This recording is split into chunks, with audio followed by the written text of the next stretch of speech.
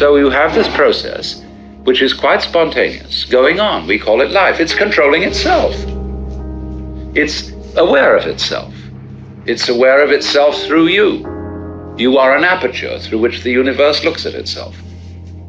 The you are the whole works that there is, that always was and always has been and always will be. Just as the eyes serve the whole body and help it to find its way around, so you are, as it were, serving the whole universe.